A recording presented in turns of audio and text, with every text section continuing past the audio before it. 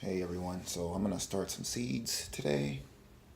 Just give you the overview of how I'm gonna do it this time, not how I always do it. So first off, I cook this in the oven, 180 degrees for about an hour.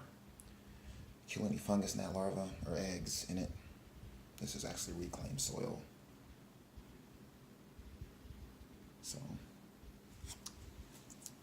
cook this, kill everything, make sure I'm not battling fungus, gnats, or anything in the soil. And then the seeds, I'm going to treat with half and half water and peroxide.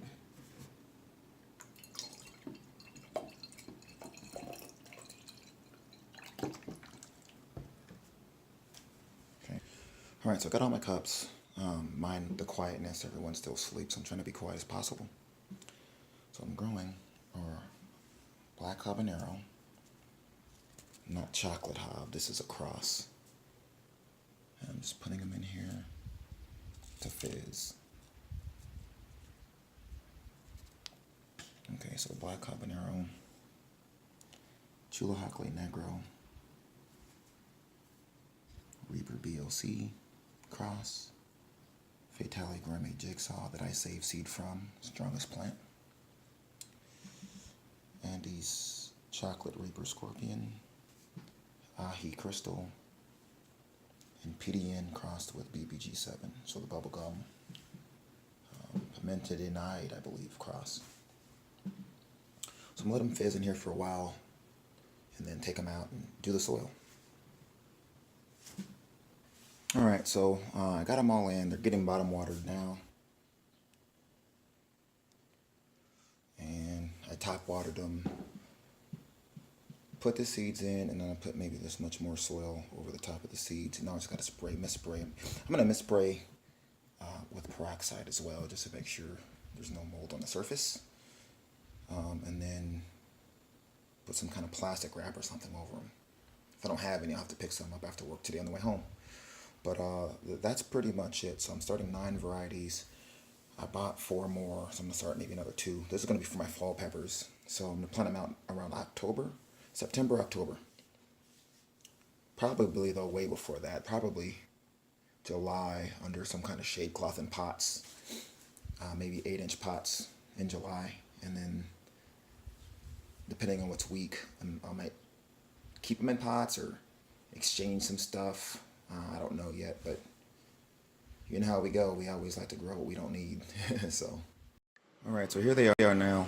I actually went before work and bought some real cheap baggies, like $1, and some rubber bands. I think these are like $4 or $5 because I got this. So, got them in the windowsill with it's gonna fall this time with my sweet potato slips. I already planted some out that were the longest. I'm gonna cut these off. They root in about 4 or 5 days. They'll have roots like this long in like 4 or 5 days, literally, from breaking them off and putting them in the water. So real easy to grow. These are purple flash sweet potatoes, and I find that these last, when I pick them, they last like 6 months, easy, without any refrigeration at all. So really good keepers. I got 2 of them. And these have some light damage, so I clip the top. This is Jimmy Nardello. This is a chocolate bootleg cross with bubblegum. It's a chocolate variant from Refining Fire Chilies. And then this one here is Elysium Oxide Scotch Bonnet. This one is a Costa Rica chili. And this is Death Spiral. So the biggest thing that I see from growing or starting seeds is mold. So mold kicks in, your transplant comes up, and then at the base where it touches the soil, it just falls over and then it dies. Or you'll see it, even if it doesn't do that, you'll see it, the stem section where it touches the soil will be really skinny and like shriveled up, like almost eaten into itself. And then above it would be almost normal size, but still stunted in width. And that's also dampened off, and it probably will be a weak plant. You should just kill it off anyways, because it won't. Because once the fungus or mold, whatever it does it, it's over for that plant. So an easy way to avoid that is to grow or start your seeds at least until they get about this tall, maybe almost starting their first set of true leaves, start them in the windowsill.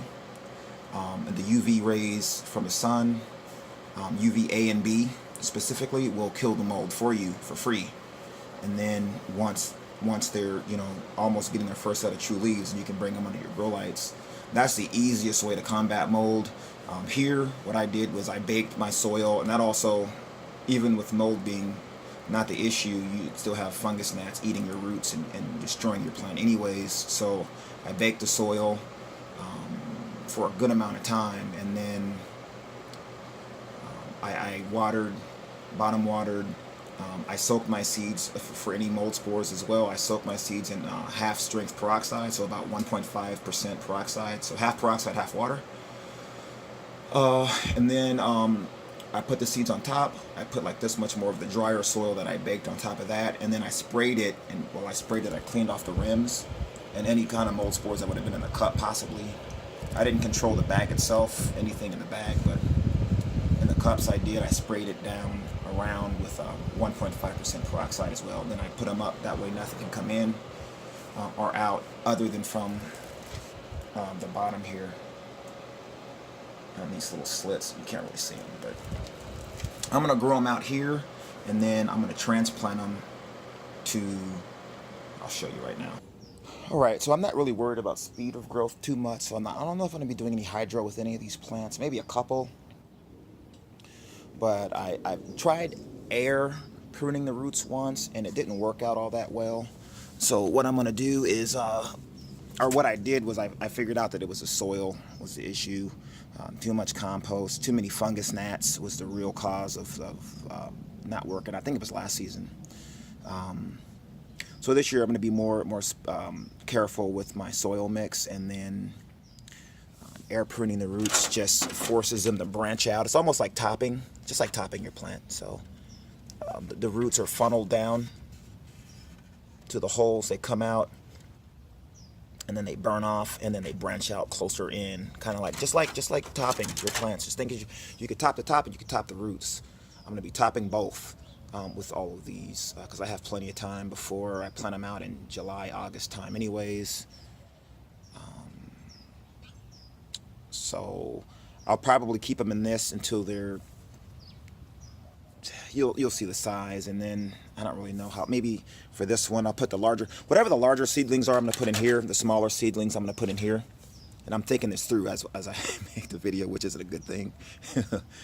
But maybe about this tall. By then they'll be well, maybe this tall, because they'll be topped. They'll be pretty bushy, so they'll compete with each other in the canopy. So maybe this tall, and then I'll top them.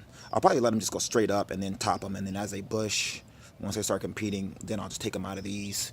By then, the roots will have been pruned a few times over, and then I'll up pot them from here to some 6-inch pots, something like this. I use this for a collard. You saw my collards this last winter. I have some I'm still saving seed from. You can see poking over the top right there. Those are all the seeds. The birds are going crazy over those things. But so this is a size difference. So I'll up pot them to this. I might even buy some 8-inch, some bigger than these, 8-inch for maybe some of the larger plants. Or maybe not that, because I do have some other pots too, that I have tons of pots. So my PD and Reaper will probably be like maybe for the larger ones. And these are really cool because it lets you water. And unlike these that find like cracks and all your water just drains out one of the sides of the pot, these don't really allow the water to drain out, and it actually keeps a reservoir down at the bottom. So if you were to fill, if you're worried about the reservoir stagnating, you can fill up to here with just sand, and then the rest fill with your potting soil as normal. Now, as far as soil for seedlings, I think the best way to do it would be, to be honest, if I could do it the way I wanted it to be, probably half worm castings, half volcanic sand for aeration, and then a little bit more vermiculite just for more aeration and nutrient holding capacity. And that would be my seed starting mix. If you were to go buy just a normal potting soil, you could always shake it through like a sieve or something, something like maybe an eighth of an inch to a quarter inch at the most. That way the larger particle, the woody particle debris, stay out, and then you kind of save money, a little bit more manual labor.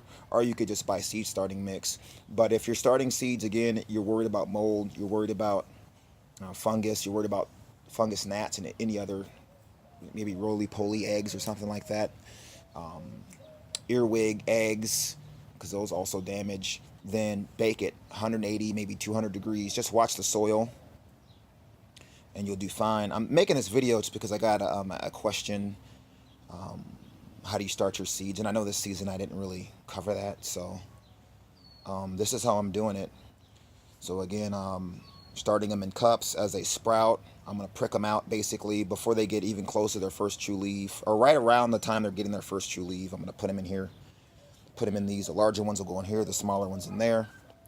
I talked about the peroxide treatment. As they grow, I'm going to let them go straight up without topping. And I think maybe when they start to flower or something like that, I don't know when I'm going to gauge it, I'll top them all. The roots would be pruned as well and topped from these pruning trays. And then as they get too large and compete, I'll up pot them depending on the size to something like this, and then kind of go from there. So, all right, so I started these on May 2nd. It's now May 10th. And we got black habaneros coming along, baby bird's eye. I saved seed from those. I saved seed from those as well. I hate crystal. I bought those seeds. Jigsaw red I saved. PDN DVD7, I bought those seeds. Chulahacle Negro, I saved seeds from those. From my other plants. And Chocolate Reaper Scorpion, I bought those seeds. So, still waiting for 2 to sprout. What I'm noticing is when I take, you probably take these off, they're going to sprout anyways, but when I take them off, you can see mold growing in there. I don't think it's damaging the plant. I don't think it's, oh, I'm sorry, I don't think it's mold. I think it's fungus. I don't think it's mold. So that's it. So what I got is, once I take off the top, it's half peroxide, half water. Give it a spray. And you might be able to hear, let me pull this aside and listen. I don't know if you can hear the fizzing.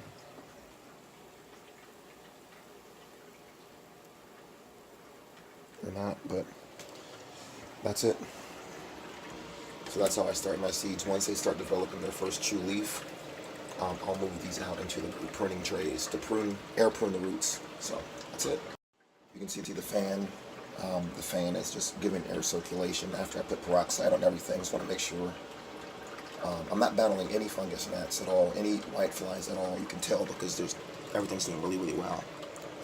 I'm finding that white flies is your main grow room, one of the main reasons things will die. Also, in the beginning, if you let mold catch hold of the stem where it touches the soil, these will just, it'll shrink the inside of the stem and they'll fall over and die.